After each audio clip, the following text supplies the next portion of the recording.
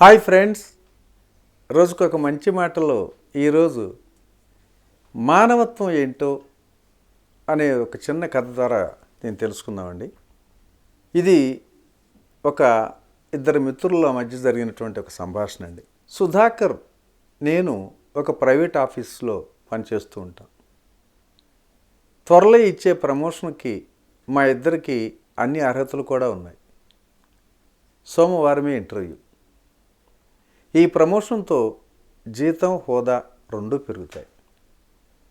దీనివలన నా అహం తృప్తి పడితే సుధాకర్కి అవసరం తృప్తి పడుతుంది. అవును, వాళ్ళది చాలా మధ్యతరగతి కుటుంబం. ఆర్థిక అవసరాలు చాలా ఎక్కువ. నాకు డబ్బు కంటే హోదా ముఖ్యం. తండ్రి ఇచ్చినటువంటి ఇల్లు, పొలం ఉండటం వలన పెద్దగా నాకు డబ్బులు అవసరాలు లేవు. అయినా సరే ఈ ప్రమోషన్ నాకే రావాలి. లేకపోతే నేను తన కింద సబార్డినేట్గా ఉండాలి. ఆ ఊహే నాకు భరించడానికి చాలా ఇబ్బందిగా ఉంది. ఎలా, ఏం చేస్తే ప్రమోషన్ నాకే వస్తుంది? ఇలా నా ఆలోచనలు ఒక కొలిక్కి రావటంలో చటుక్కున ఒక ఆలోచన వచ్చింది. అసలు ఆ సుధాకర్ని ఇంటర్వ్యూకి హాజరు కాకుండా ఉంటే? ఈ ఐడియా నాకు చాలా బ్రహ్మాండంగా నచ్చేసింది. ఏం చేసి సుధాకర్ని ఆపాలి? ఇలా ఆలోచనలతో మునిగిపోయాను. ఇంతలో నా భార్య, ఇదిగో మిమ్మల్నేనండోయ్, ఎన్నిసార్లు పిలిచినా పలకటం లేదే, మీ సుపుత్రుడు ఏం ఘనకార్యం తీసుకొచ్చాడు తెలుసా అని గట్టిగా అరుస్తుండేసరికి ఉలిక్కిపడ్డాను. ఏం చేశాడు నా బంగారు తండ్రి?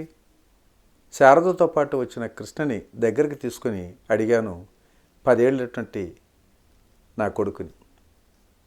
కృష్ణ తలదించుకొని ఉన్నాడు. నేనే చెప్తానులేండి అంది శారద. నిన్న జరిగినటువంటి జిల్లా స్థాయి వ్యాసరచన పోటీల్లో సరిగ్గా రాయకుండా వచ్చాడట. కావాలని వాళ్ళ మేడం నాకు ఫోన్ చేసి చెప్పింది. బహుమతి 5,000. అది ఆ వంశీకి వచ్చిందట. నాకు చాలా ఆశ్చర్యం వేసింది. ఎందుకంటే కృష్ణ చాలా బ్రిలియంట్, అన్నింటిలోనూ ముందుంటాడు. ఏంటి కన్నా, ఒంట్లో బాగోలేదా అని ఆదుర్దాగా అడిగా. అదేం లేదు డాడీ, మెల్లిగా అన్నాడు.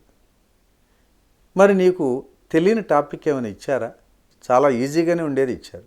మరి ఎందుకు? నాకు కోపం క్రమంగా వచ్చేస్తుంది. అప్పుడు అన్నాడు, డాడీ, వంశీ వాళ్ళు చాలా పూర్ అండి. వాడు ప్రతిసారి స్కూల్ ఫీజు కట్టడానికి కూడా ఇబ్బంది పడుతున్నాడు. లేటుగా కడతాడని మా మేడం బయట నిలబడుతూ ఉంది. నేను హెల్ప్ చేద్దామంటే వాడు ఒప్పుకోడు. అందుకని పోటీలో మేమిద్దరం ఫైనల్లోనే ఉన్నాం. ఒకవేళ నేను గనక సరిగ్గా రాయకపోతే తప్పకుండా వాడికే ఫస్ట్ వస్తుంది. ఆ డబ్బుతో వాడు ఫీజు కడితే బయట నిలబడనక్కర్లేదు కదా. మరి నేను చేసింది కరెక్టేనా డాడీ? నా బుర్ర ఎప్పుడూ పనిచేయటం మానేసింది. 10 ఏళ్ళు లేని నా కొడుక్కి ఉన్నటువంటి మంచి ఆలోచన నాకు రాలేదు. వాడి పెద్ద మనసు ముందు నేను మరుగుజ్జునైపోయాను. ఈ భావన నన్ను తలదించుకోనేలా చేసేసింది. వెంటనే ఒక నిర్ణయానికి వచ్చేసాను. కన్నా, చాలా మంచి పని చేసావురా. ఈ భావన నాకు 1 కాదు 2 సార్లు, చాలాసార్లు నా మనసులో అనుకున్నాను.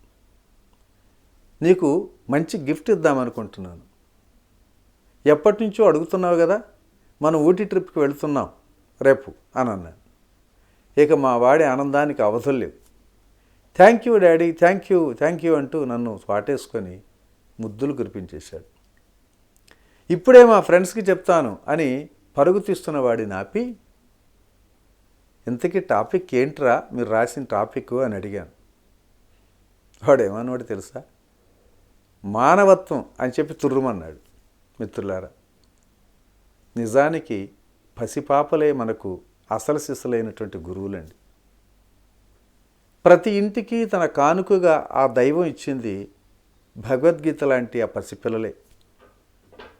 అందుకే బడి పాఠాలు వాళ్లకు మనం నేర్పితే బ్రతుకు పాఠాలు వాళ్ళే మనకు నేర్పుతున్నారు. అందుకే ఇక నుంచి అయినా మన ఒడిలోని దైవాన్ని వదిలి గుడిలో వెతకకండి మిత్రులారా. ఓకే ఫ్రెండ్స్, మరి ఈరోజు ఈ మంచి మాట ఇంతటితో ముగించుకుందాం. రేపటి రోజుని మరొక అద్భుతమైన సత్యం ద్వారా కలుసుకుందాం. Thank you. ఇట్లు మీ రామిరెడ్డి, మానస సరోవరం. మీరు ధ్యాన జ్ఞాన ప్రచారం చేయాలనుకుంటే లక్షలాది మంది ఆదరిస్తున్న PMC ఛానల్ తో భాగస్వాములు కండి. The PMC trust, Google pay, phone pay number 8977009932.